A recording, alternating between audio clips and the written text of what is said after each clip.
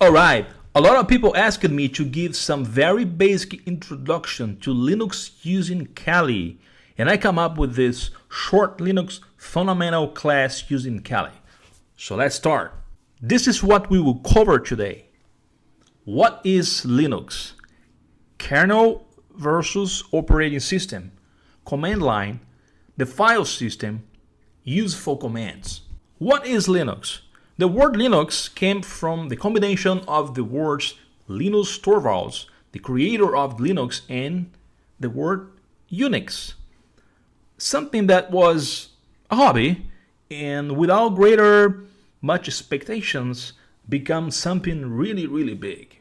Linux is normally referred as the full operating system, but it's actually just the operating system kernel, which is started by the bootloader that is started by the BIOS UEFI. The kernel is the core of the operating system. It manages the hardware, processes, users, permissions, and the file system.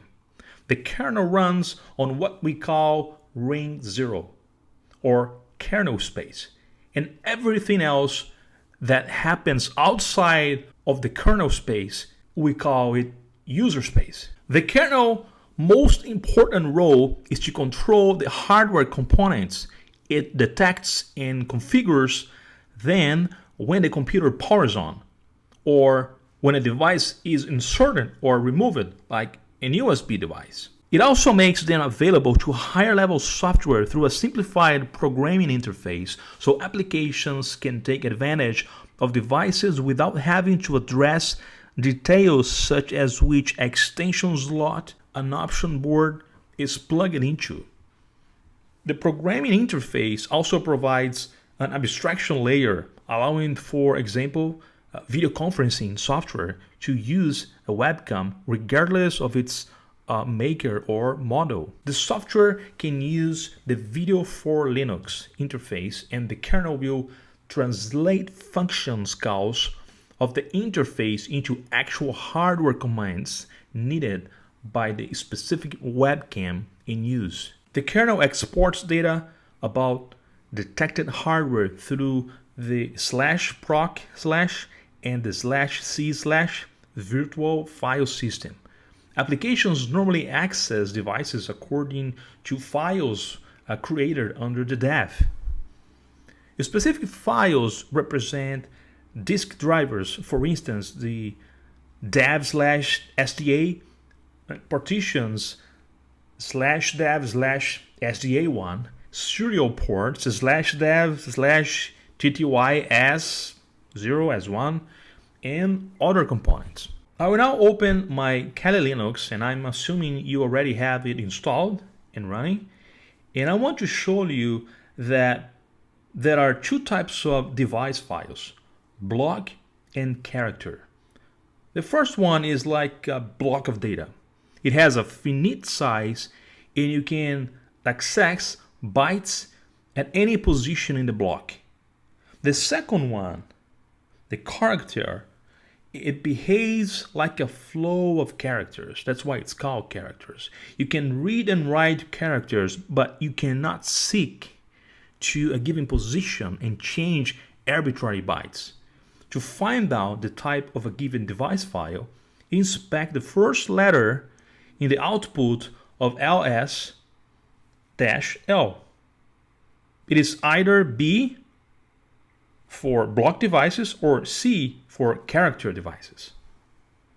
As expected, disk drivers and partitions use block devices. Mouse, keyboards, and serial ports are character devices. In both cases, the programming interface includes device-specific commands that can be invoked through the I/O control system call. All right, so let's go over some commands. The first one you want to start is the PWD, the print working directory.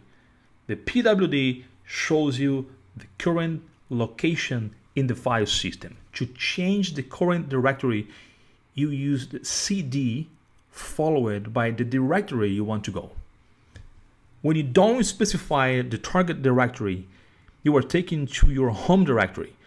When you use cd space dash, you go back to the former working directory, the one in use before the last cd call. The parent directory is always called ... two dots, whereas the current directory is also known as ... or one dot. The ls command allows listing the contents of a directory. If you don't provide parameters, ls operates on the current directory. You can create a new directory with the mkdir directory and remove an existing empty directory with mdir directory. The mv command allows moving and renaming files and directories. Removing a file is achieved with rm file, and copying a file is done with cp source file target file.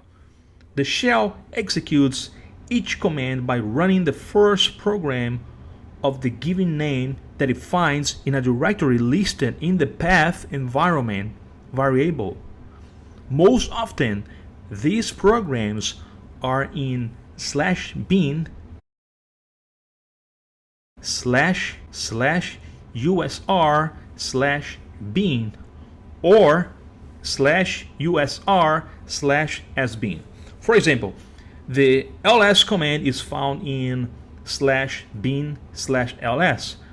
The which command reports the location of a given executable.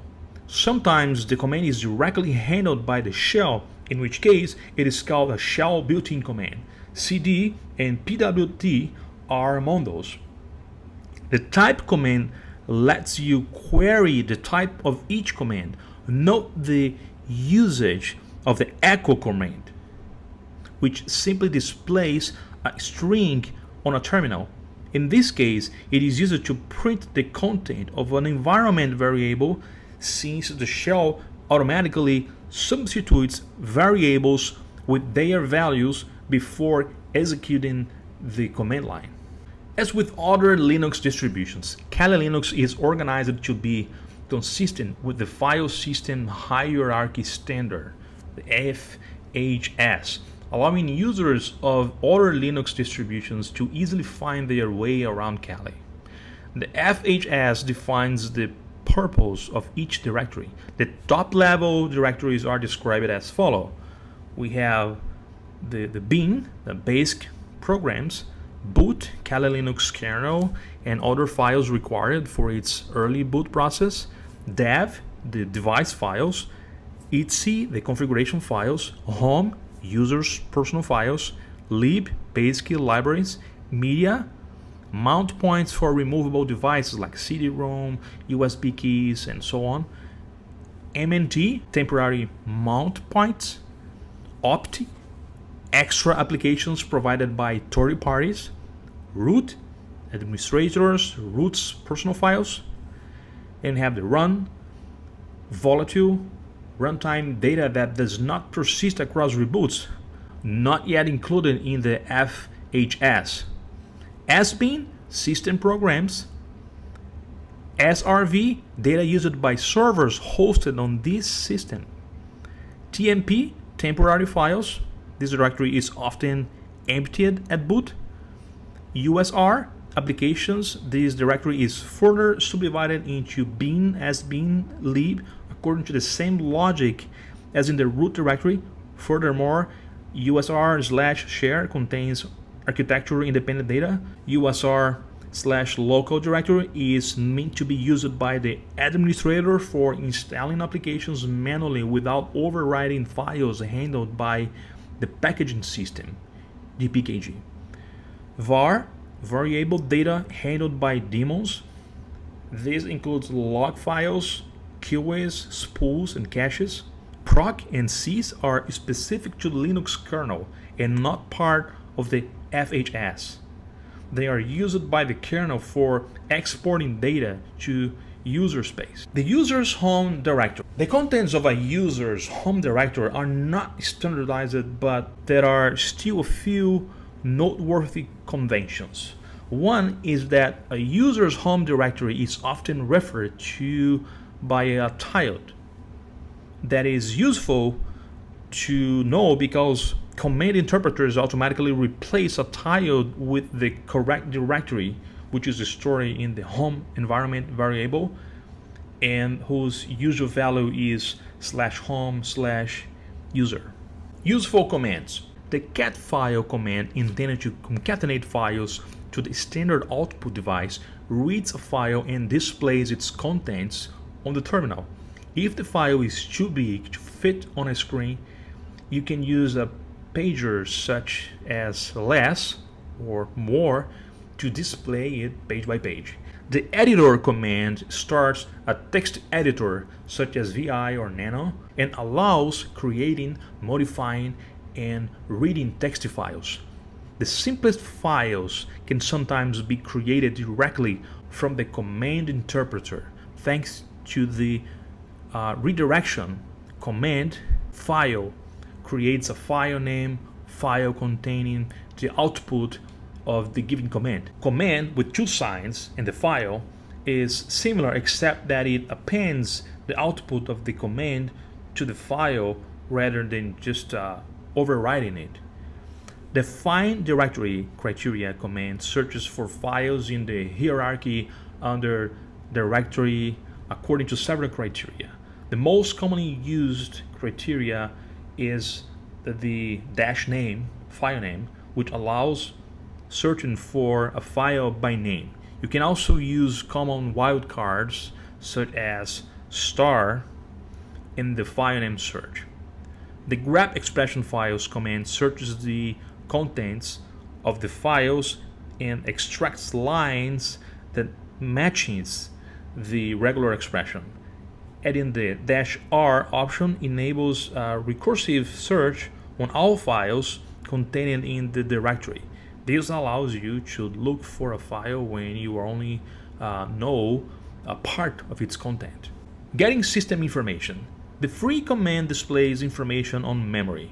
Disk-free df reports on the available disk space on each of the disks mounted in the file system. Its -h option for human readable converts the sizes into a more legible unit, usually megabytes or gigabytes. In a similar fashion, the free command supports the -m and -g options and displays its data either in megabytes or in gigabytes, respectively. The id command displays the identity of the user running the session along with the list of groups they belong to. Since access to some files or devices may be limited to group members, checking available group membership may be useful. The uname-a command returns a single line documenting the kernel name, Linux, the host name, the kernel release, the kernel version, the machine type, an architecture string such as x86_64, and the name of the operating system, GNU/Linux. The output of this command should usually be included in bug reports as it clearly defines the kernel in use and the hardware platform you are running on.